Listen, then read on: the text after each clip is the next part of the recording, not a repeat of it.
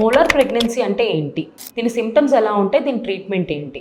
ఒకసారి molar pregnancy వస్తే next మళ్ళీ నార్మల్ ప్రెగ్నెన్సీ అవుతుందా? Hi, I'm doctor Amrita, gynaecologist from Paramita hospitals, Madinaguda, Hyderabad. Molar ప్రెగ్నెన్సీని మనం తెలుగులో ముత్యాల గర్భం అని అంటామండి. సో బేసికలీ ఏమవుతుందంటే బేబీ ఫామ్ అయ్యేటప్పుడు సమ్ క్రోమోజోమల్ అబ్నార్మాలిటీస్ జరుగుతాయి అన్నమాట.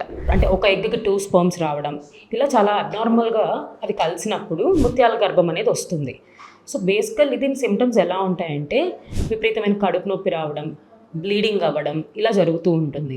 అండ్ స్కాన్లో కనుక మనం చూసామంటే సేమ్ ద్రాక్ష గుత్తులు ఎలా ఉంటాయి అలానే మనకి అన్ని బబుల్స్గా కనిపిస్తాయి. ఒక బేబీ లాగా ఏం కనిపించదు. అండ్ మోలార్ ప్రెగ్నెన్సీలో partial mole and complete mole అని 2 రకాలు ఉంటాయి. సో దీంట్లో కొన్నిట్లో బేబీ ఫామ్ అవుతుంది ప్లస్ మోలార్ ప్రెగ్నెన్సీ కూడా కనిపిస్తుంది. కానీ కంప్లీట్ మోలార్ ప్రెగ్నెన్సీలో మొత్తం బబుల్స్గానే కనిపిస్తుంది. ఇలా ఉన్నప్పుడు అది గ్రో అవ్వదు అనమాట. అండ్ చాలా డేంజరస్ కూడా. సో దీనికి ట్రీట్మెంట్ ఏముంటుందంటే డిఎన్సీ. సో మొత్తం ఆ బబుల్స్ అన్నిటినీ క్లియర్ చేసేయాల్సి ఉంటుంది. అండ్ ఇలా జరిగిన తర్వాత ఒక 6 months to 1 year వరకు నెక్స్ట్ ప్రెగ్నెన్సీ రాకుండా గ్యాప్ తీసుకోవాల్సి ఉంటుంది. సో నెక్స్ట్ ప్రెగ్నెన్సీ నార్మల్ అయ్యే ఛాన్సెస్ ఎక్కువగానే ఉంటాయి. Hope this information is helpful and thank you.